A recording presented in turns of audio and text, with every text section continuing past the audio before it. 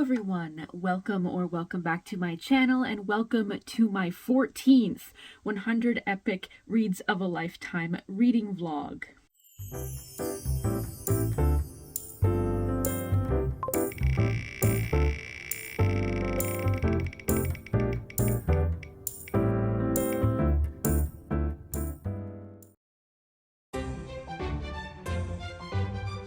So for the month of January, I am starting the year by reading David Copperfield by Charles Dickens. I am 175 pages into the 880-page novel, and so far I'm actually really enjoying it. Dickens and I normally have a very strained relationship. I have read plenty of his books off of this poster. I have read Great Expectations, I've read Oliver Twist, I've read A Tale of Two Cities, and I've probably read another one I can't remember at the present. But with those books, I found that they were just so long and so boring and so just chock full of characters that I really didn't like. A lot of just Cockney accents and orphans, and none of it was just particularly compelling to me. I think out of the ones that I have read for the poster, Great Expectations was my favorite, but I had a different connection to the novel, which made me read it in high school rather than reading it for the sake of these vlogs. So I had a different reason for reading that one, therefore a different appreciation for it. But so far with David Copperfield, I am actually really enjoying the writing style, the characters, the way that the narrator is telling his story. Way more interesting than anything in Oliver Twist. I hated Oliver Twist. So where I am at in the novel so far, David Copperfield is recounting the first 10 years of his life, and currently he has been sold off to work at his stepfather's warehouse, where he is doing child labor and lodging at a family's house who are a bit in debt. And so far I have enjoyed the cast of his childhood, his family, losing his mother, going to school, and meeting with his nurse's family and getting to know the little daughter Emily as well. I'm sure she's going to be in the rest of the novel. So far all of that has been pretty standard for Dickens, but I think it's just the way that he is coming about approaching this novel and having it as like a look back on a character's life with a lot of hindsight and a lot of actually really insightful and exciting writing. There are parts in his childhood descriptions which are really adorable. One of my favorites was that after the events of a day, he would go back to his room and be like, "Did my bed miss me? Does it have its own stories to tell?" Just a very cute little insight from a child's mind and reflecting back on a child's mind. So far I am enjoying the novel. Let's see if I get through the usual Dickens like sloggy parts and actually enjoy this story. Right now I am very surprised that I am enjoying the story, but I think I enjoy Dickens's stories about a character growing into adulthood rather than just these stories about some like orphan kid. Oh, I also read A Christmas Carol, but that's a short story, and I don't really count that as one of his giant novels. Of course, A Christmas Carol is a classic, so that's not even part of my discussion or part of my opinion of it being boring. So that is my update for now. Stay tuned for my final thoughts very soon.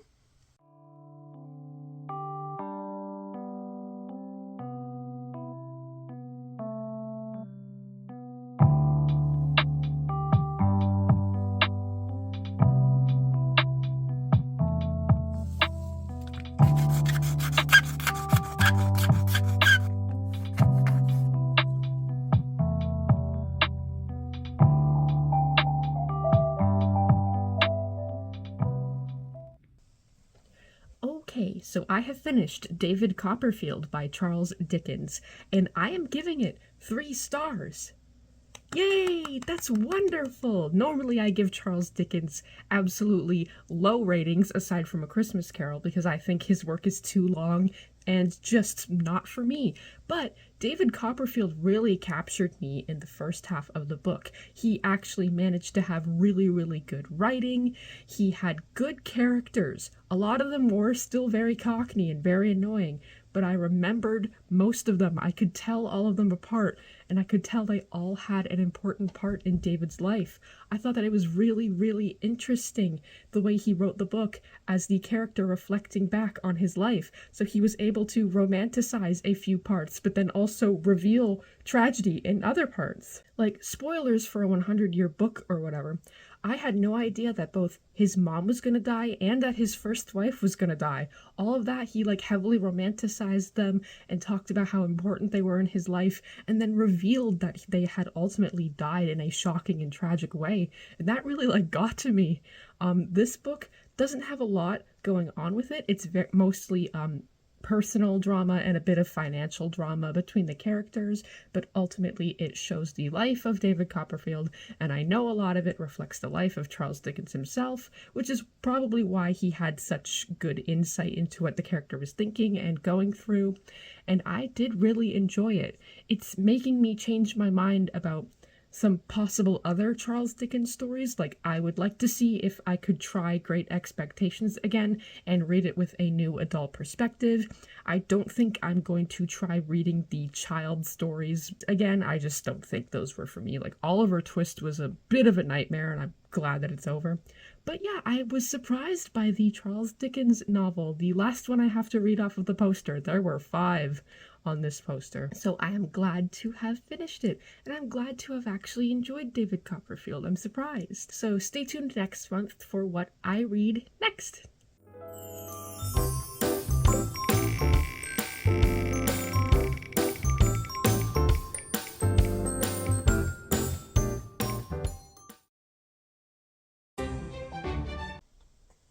Okay, it is February and I have started Catch-22 by Joseph Heller. Now, this is a story set in World War II about a fighter pilot named Yossarian and his group in his squadron as they are struggling to complete a bunch of missions in World War II, where their commander is essentially making them do way more missions than they signed up for, and they're not very happy about it. The story starts with Yossarian in the hospital doing a little bit of malingering, claiming a liver injury, while everyone else around him is injured, dying, or otherwise traumatized by the events that took place. The book is out of order, so I will eventually be hearing about the missions that caused so much trauma.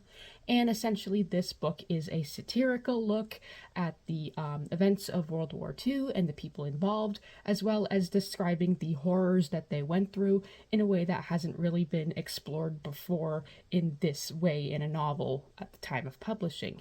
I thought that the beginning was very, very funny. I really liked the scene where the two characters were telling the third guy at the hospital that they killed the fourth guy just by looking at him. I thought that scene was very funny and comedic. I could picture it in my head. Otherwise, the writing is very repetitive, but on purpose, so it's not bothering me. And the looks at the different characters and the huge irony a lot of the characters go through, that being the, titular Catch-22, is very, very neat stuff. I like that this book came up with that sort of cyclical irony that one of the examples is he wants to stop being a fighter pilot, but it would be crazy to want to stop. But if he's crazy, then he can't do it. But if he's crazy, he has to do it because that's the only way you can do it. So it's a very cyclical case of irony. And I think that this is an interesting look at World War II and the horrors involved to kind of make it a satire, try and add some lightness to it while also not, giving up on describing the darkness. So I am about 200 pages into the novel so far. I'm not sure if I will be able to say anything else about the novel because it is very straightforward in what it is delivering. So I'm not enjoying it the most. It's not my favorite thing I have read off the poster. I know I've said that a lot, but a lot of stories like this, I just know they aren't for me, but it is still interesting looking up the history and really experiencing these novels and why they are so popular. So I might not have final thoughts about this novel, but we shall see. But until then, next month I have 2 options to read, and that is either A Prayer for Owen Meany or Lolita. So we will see how I go into next month and then how I end this quarter. So stay tuned.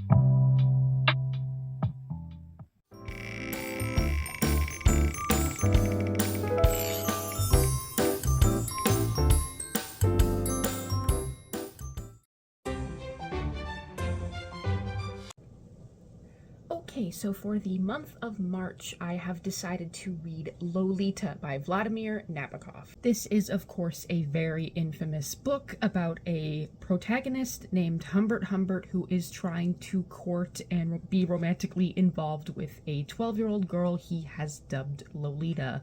A lot of it is him describing the events of what took place as a framing device of being his sort of confession when he is going to be tried in court. I am not going to preface my discussion with any warnings. If you know about this book, you know to avoid it, and you know you won't like it. So just let me read this and take it all in and discuss it as such. I already know that the premise is bad. I already know that pedophilia is bad. I already know all of that stuff. So let's just get into the discussion. So far, I am halfway through the novel. A lot has transpired, and I just wanted to start by saying that the writing is just a masterclass. It is an excellent book, like, writing-wise. This is Vladimir Nabokov's either second or third language. He's Russian, and he wrote this book completely in English, and he writes better than anybody who is a native English speaker. He is a pro at writing. He is a pro at getting you to know this horrible character, see everything through his eyes, and see how he convinces himself and tries to convince the reader of his feelings on all of these topics, especially murder and his attraction to little girls, which he has dubbed nymphets, because he's not into children, he's into very specific ages and very specific behaviors. Nabokov does an excellent job of getting you into the mind of Humbert and his actions and how he feels about things and how he romanticizes things, and it is all just very, very excellent, very, very well done. It is a very disturbing book, obviously, but I have been greatly enjoying it, and I am looking forward to reading it every single morning. I really, really am excited reading this book. I think it's going to be one of my favorites off of the poster. I really, really enjoy it thus far. I'm not sure how I will feel by the end of it, if my feelings will change, because obviously I am praising the writing and understand where the story is going to be going. So I don't think I'm going to be surprised by anything. It's pretty standard so far. But I just wanted to say that I am very, very greatly enjoying it. I think this is going to be one of my favorites of the year and definitely one of my favorites off of the poster. So stay tuned for any final thoughts and, of course, the scratching.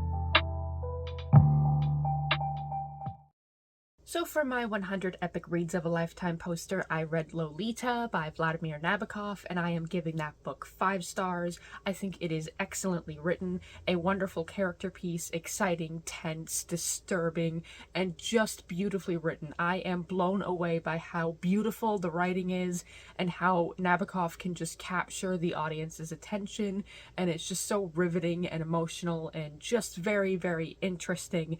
And I also think it's very, very important important story, because I think readers need to be challenged. I think readers need to be disgusted in order to understand a lot about the world, and sometimes you just need to read a character piece about a very, very horrible person and get under their skin and understand what they're doing in their life without really understanding why. I think books like this are very vital to culture. Obviously, with a lot of the current climate, I especially think this is a very, very important piece of literature, and I am so glad to have read it.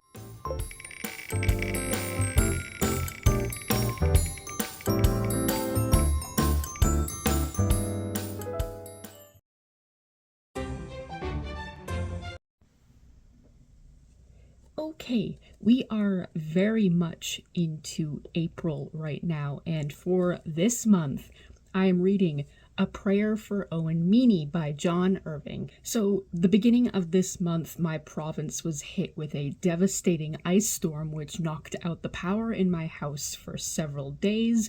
So, therefore, my only source of solace was reading this book, which I don't particularly enjoy. Now, the premise for this book is the main character, Johnny, who is Canadian and American, deals with his life through his childhood, through major events, including the death of his mother by the hands of his best friend, Owen Meany. Owen Meany is this weird little guy. He's really, really short. He has this really, really weird, high-pitched voice. And when he talks in the novel, it is entirely in all caps to show how distinct his voice is. There is a lot in this book about small towns, religion, the cast of characters in the small town and in the main character's family, as well as the friendship between Johnny and Owen Meany. Most of this book is dedicated to Owen Meany, and the premise is that he is basically the voice of God in Johnny's life. He's the voice of reason. He believes he is God's instrument. So he helps him through a lot of the major ups and downs in his life, as well as just the way he thinks about life and religion in general after the fact. I am more than halfway through the book, and so far it's written very, very nicely, but these types of books are not normally my thing. In high school, I was forced to read Fifth Business by Robertson Davies, which I feel is the exact same as this book, even down to a woman getting hit in the head with something. Like, just ridiculously samey, and I don't like books like this. So far, my favorite part of the novel has been when Johnny gets a pet armadillo from his future stepfather, and Owen becomes obsessed with the armadillo and ends up taking his claws, so he's not really able to stand properly. It's a cute little chapter in the novel, and it is normally on the cover of the editions of the book, so I thought that was really cute and really unique. Overall, though, I don't think I'm going to have any change of heart in regards to this book. This book is okay. It's very of what it's supposed to be. I'm sure if you like books like this that look into someone's life retroactively, and religion and friendship and family and all that, I'm sure you would really enjoy it. Plus, there's a lot of weird stuff that happens in the book, like the main character is sexually obsessed with his female cousin. That's kind of funny. So there's just a lot in this book. It's like a dark humor. It's kind of like, oh, ha ha, my best friend killed my mom. What do I do with that? And that's not really discussed so far in the book. But so far, yeah, it is just okay. And I don't think it will get more than maybe a 3-star from me, but we'll see if I have any future clips of this. So stay tuned.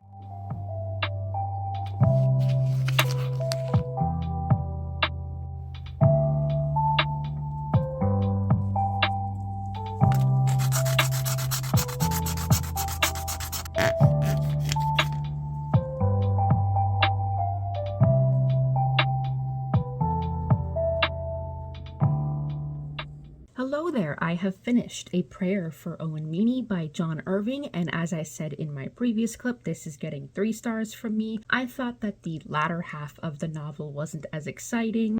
I sort of prefer when it's the early childhood being talked about in hindsight, rather than the adolescence to adulthood to the present day, being talked about in hindsight. The rest of this novel was Owen and John growing up, with Owen knowing that he would eventually die being a Vietnam soldier and die protecting a group of children.